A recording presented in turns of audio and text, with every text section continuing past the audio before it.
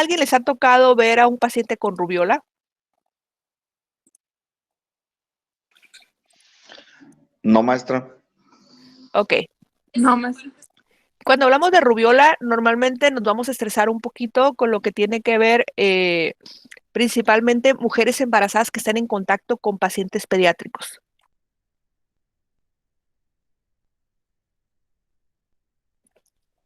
Más que el niño tenga ese tipo de lesiones, se llaman exantemas o la presentación en lo que viene siendo en este caso esas pequeñas eh, ronchitas que en ocasiones se hacen como pústulas.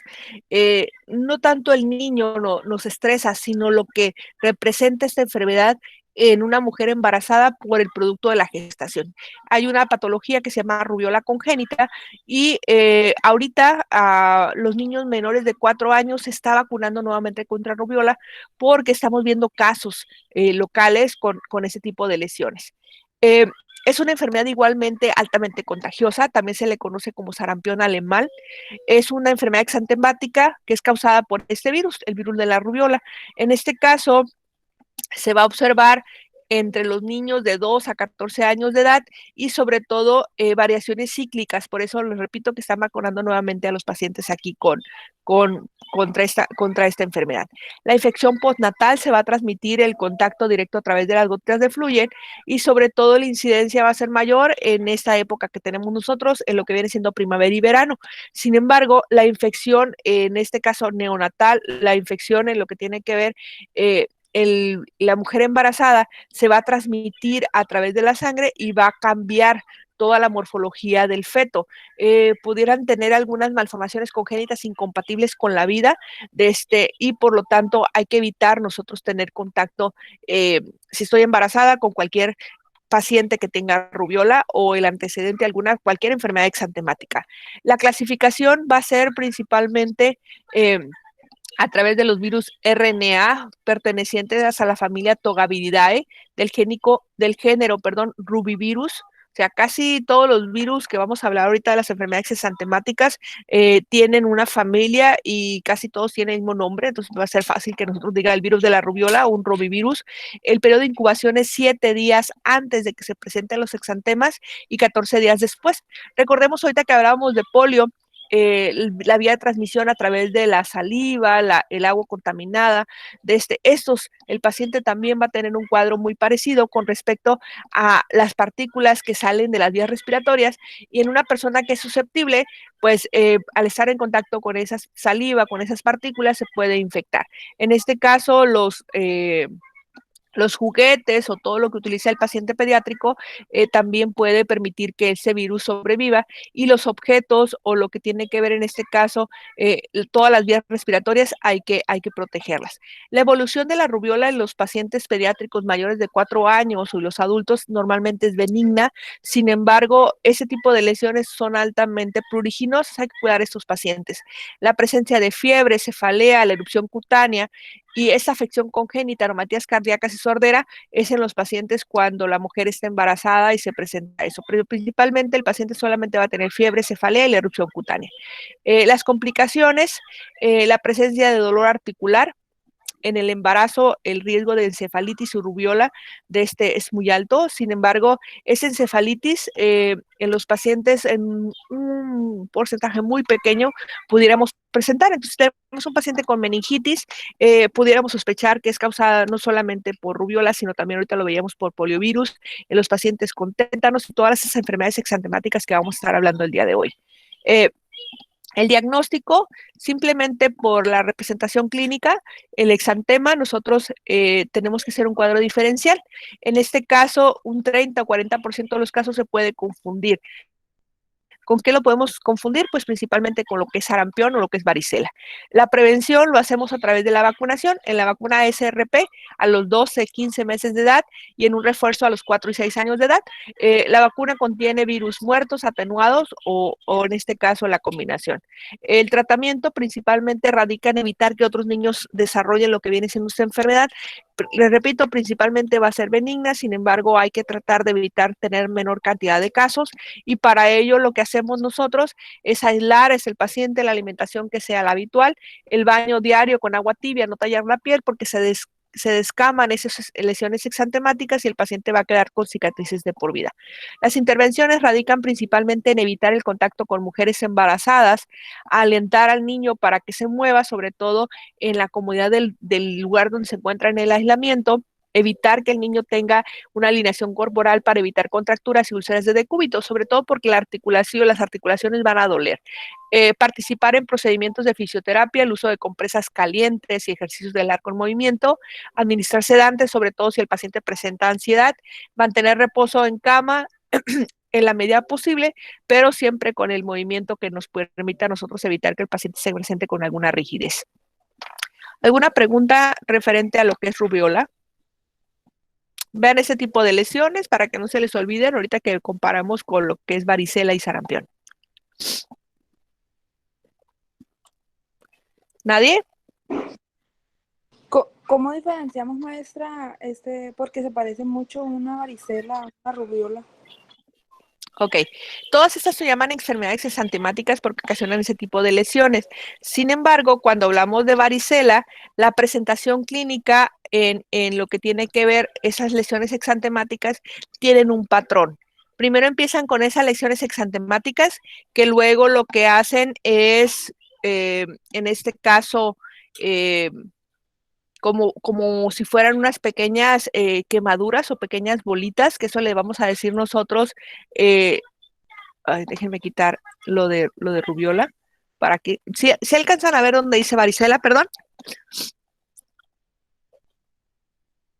¿Sí ven varicela? No aparece la pantalla, maestra. Ok.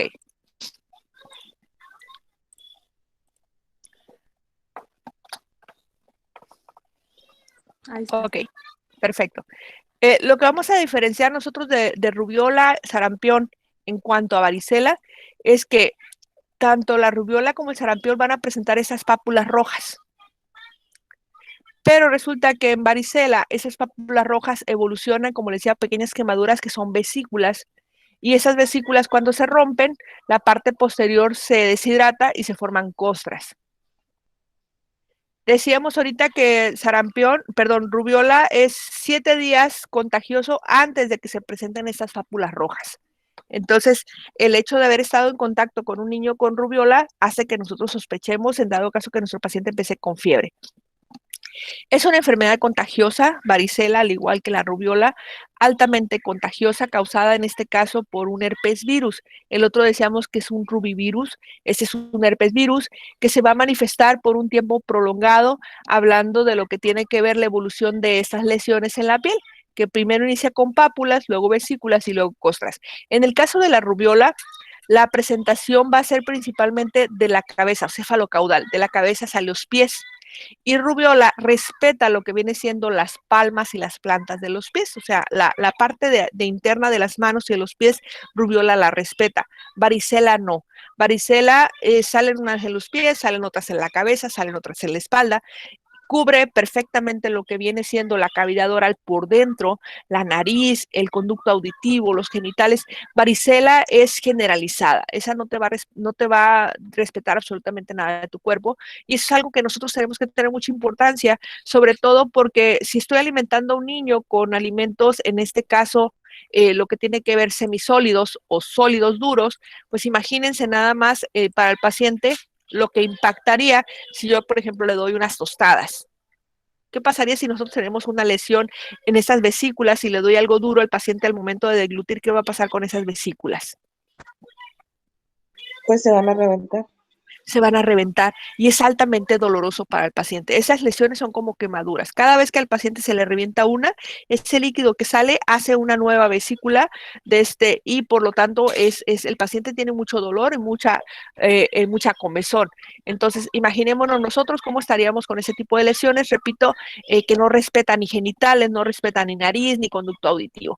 La varicela suele ser una de las enfermedades más clásicas de la niñez, sin embargo, al momento de nosotros vacunar a los pacientes, se presenta de una forma mucho más leve.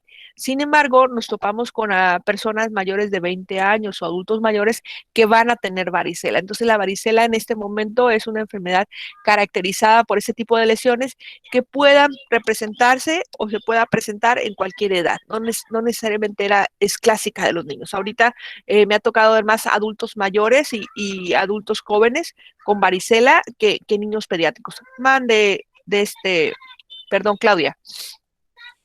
Pregunto que si la edad tiene que ver, quiere decir que si cuando te da más pequeño son menos síntomas a que si te da cuando estás más grande.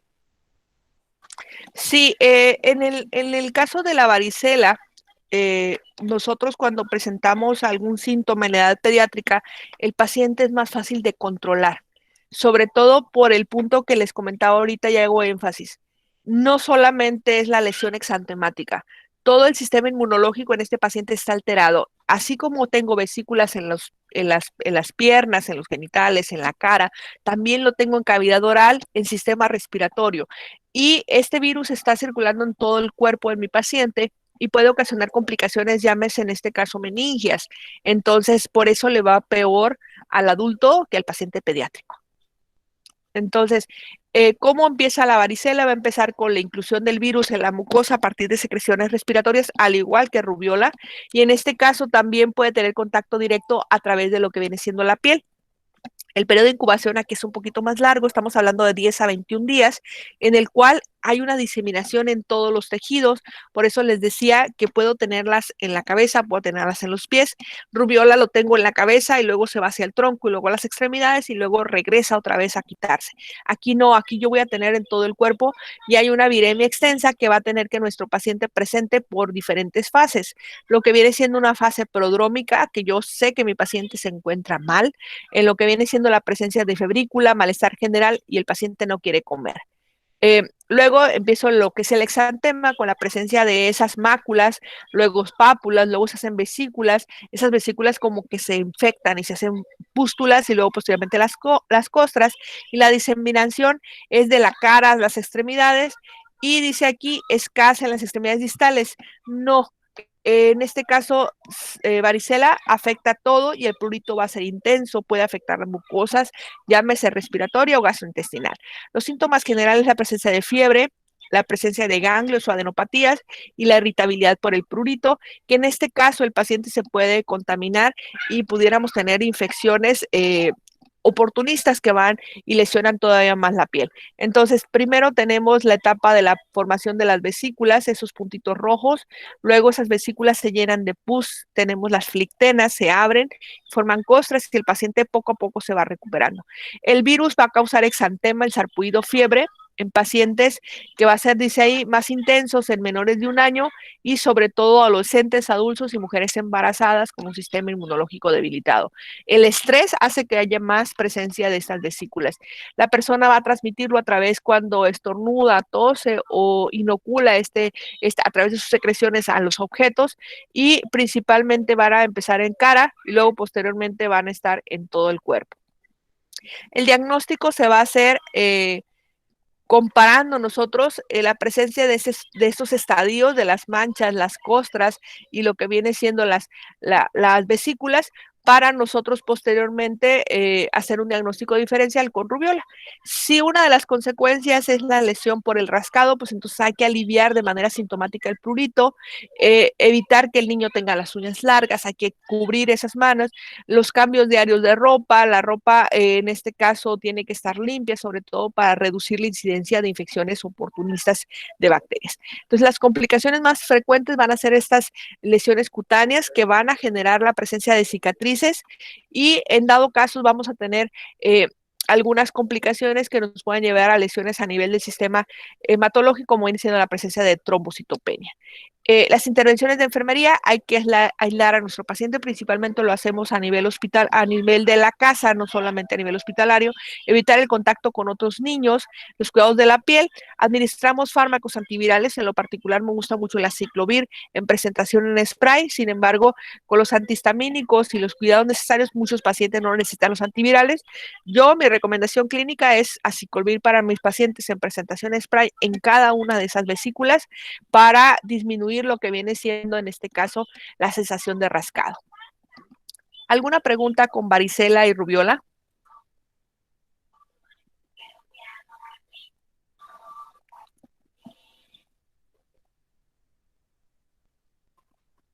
¿Ninguna? Bueno, este día van a terminar todos con comezón. Vamos a continuar en este caso con sarampión para hacer una diferenciación entonces con esas tres cosas. Y con eso voy a dejar de grabar el día de hoy. No me di cuenta que abarcaba la semana que entra. Yo pensé que era todo para esta semana. Una disculpa. Entonces concluimos ahorita con sarampión. En el caso de sarampión, vean por favor, ¿estas manchas o estas ronchas se parecen a rubiola o se parecen a varicela? Viendo la imagen. No, maestra. No, no se parece. No. Vean, ese está más tupidito en el paciente, parece más como una reacción alérgica. ¿Ok? En este caso, hablar de sarampión es una enfermedad también muy contagiosa, es una enfermedad aguda y es una de las principales causas de muerte en pacientes pediátricos. Entre más chiquitos al paciente le va peor, es endémico en la mayor parte del mundo, sobre todo a nivel de lo que viene siendo el paciente que va a guardería y centros escolares. En este caso, esta enfermedad se hace contagiosa desde el 9º, 10º día después de haber estado en contacto con otro paciente. Sin embargo, recordemos, rubiola, sí, estamos hablando de un periodo mucho más corto y en el caso de varicela, hasta 21 días. Entonces, el aislamiento es lo primero que tenemos que hacer nosotros con nuestro paciente para evitar que contagie a otros. ¿Quiénes tienen mayor riesgo? Menores de 2 años. Pacientes que tengan algún problema de desnutrición, hablando de inmunosuficiencia, deficiencia vitaminada. Por eso en la campaña de vacunación le damos vitamina A a los pacientes pediátricos y en los pacientes que no se han vacunado. ¿Cómo se caracteriza? Decíamos ahorita, tenemos a varicela y rubiola para comparar sarampión. Tenemos un periodo de incubación de 10 a 12 días, donde los síntomas son raros. En este caso tenemos un periodo prodrómico, donde el exantema se empieza a producir y aquí nosotros vamos a hacer en rubiola y en varicela una exploración en cavidad oral y en caso de sarampión encontramos algo que se le conoce como manchas de Koplik, que esas se van a encontrar en la mucosa bucal donde tenemos al paciente alteraciones que van a verse reflejado con unas pequeñas vesículas con un halo blanco que los recubre. Y al final pues tenemos esa erupción maculopapulosa que va a afectar progresivamente cuero, cara, tronco y va acompañado de fiebre, en este caso fiebre muy elevada. ¿Qué lo causa? ¿Qué causa en este caso el sarampión? Lo causa un paramyxovirus del género morbillivirus que solamente se va a conocer un solo tipo. En este caso, este virus se va a encontrar en las secreciones nasales, en la sangre y en la orina y las lesiones de sarampión las vamos a encontrar principalmente a nivel de nasofaringe y por supuesto lo que tiene que ver intestino y conjuntivas. El paciente se va a poner todo rojito. El virus va a entrar por el organismo a través de las vías respiratorias, se coloniza el sistema respiratorio, de ahí se va a los tejidos linfáticos, de los tejidos linfáticos se va a diseminar a otros órganos, principalmente lo que es pulmón, y se empieza a manifestar en la piel. ¿Ven esta imagen que está aquí? Esta imagen que está aquí es de rubiola, perdón, pero esa que está aquí, son las manchas de Koplik. Esto es lo patognomónico o exclusivo. Estas manchas de Koplik no se encuentran ni en varicela ni en rubiola. Entonces, si yo tengo un paciente con manchas aquí en lo que es cavidad oral, es sarampión. ¿Ok? Sin embargo, aquí en México se dice que se erradicó sarampión, pero nos estamos dando cuenta que, dadas las condiciones de migración de algunos pacientes que no se han vacunado, y la vía de eliminación de este virus, pues también se hace por la orina de una manera muy abundante, cosa que no se hace con rubiola ni con varicela. Hablando de la patogenia, entonces ingresa por la orofaringe, el paciente puede verse manifestado con un cuadro, en este caso respiratorio leve, ¿sí? Y este se difunde a través de los vasos linfáticos y la sangre y el paciente, en este caso, puede tener una viremia secundaria. El cuadro clínico, entonces, estas manchas de Koplik, que son patognomónicas, repito ese concepto, va a hacer que nuestro paciente hagamos un cuadro diferencial. La fiebre intensa, la tos seca, la coriza, la conjuntivitis, el resfriado, hace que nosotros en este caso sospechemos y las manchas de Koplik son áreas de un color blanco grisáceo que se encuentran principalmente en la unión de los molares para nosotros identificar en este caso esta enfermedad. Es recomendable a los pacientes que tienen desnutrición, menores de 1 año, pacientes con VIH, a un hospital cuando tenemos el diagnóstico de sarampión. El cuadro clínico típico, la presencia de las manchas de Koplik, el exudado faríngeo, muestras de orina, hace que nosotros tengamos el diagnóstico clínico.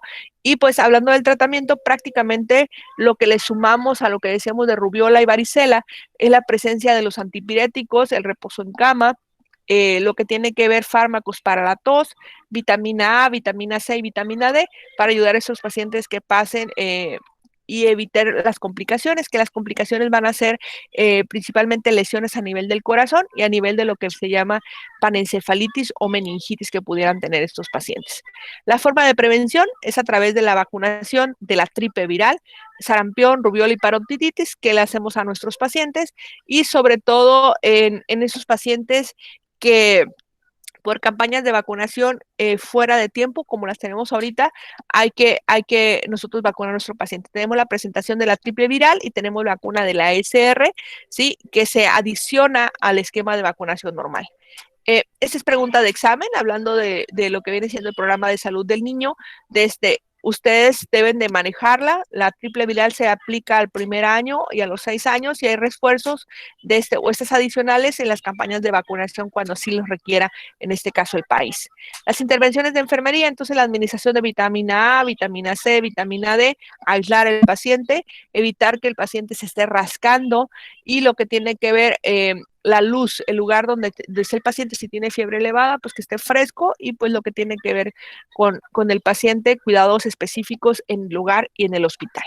¿Alguna pregunta con sarampión, rubiola y varicela? Sí, maestra. Mande. ¿Alguien que ya tuvo sarampión puede volver a darle? No. Si ya tuviste sarampión, ya te quedaste con la inmunidad del sarampión. A diferencia de lo que veíamos ahorita de lo que es polio, que hay 3 tipos de polio, sarampión solamente hay un tipo de sarampión. Muy bien, gracias. ¿Y es seguro? No escuché, perdón. Mande. ¿Y qué pasa, por ejemplo, con las personas que nunca se vacunaron?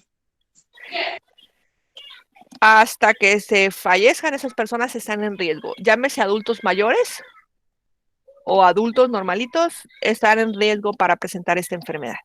Cualquiera de esas enfermedades transmitibles que son prevenibles por vacunas, que se llaman enfermedades exantemáticas. Profe, la varicela tampoco te puede pegar otra vez. Hay una complicación tardía de la varicela que se llama herpes zóster. Sí, también es causada por el virus de la varicela zóster, que cada vez que el paciente disminuye su sistema inmunológico, va a tener manifestaciones clínicas de irritación, principalmente de algún nervio en cuestión de exacerbación, porque ese virus se queda en el paciente. Disminuye el sistema inmunológico y el paciente tiene manifestaciones clínicas, pero eso se le llama herpes zóster, ya no es varicela zóster. El herpes es las que salen como ampollitas. Sí, una cosa es herpes zóster y otra cosa herpes genital o herpes labial.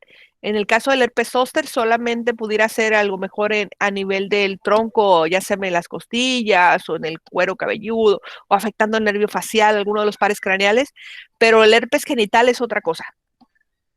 Ah, porque a mí me salió el herpes, pero me salió en el cuerpo. Me salieron muchas ronchas. Sí, cada vez que te estreses mucho, que bajes tu sistema inmunológico, pueden estarse presentando eso. ¿Cómo evito yo que se presente? Pues haciendo actividad física, tomando vitaminas, alimentándome bien. De esa manera yo estimulo mi sistema inmunológico, al igual que el dormir de forma efectiva 8 horas y evitar el alcohol, el tabaco. Ok, que tengan bonito día. En este momento voy a dejar de grabar. Aquí vamos a terminar por esta semana. Repito, me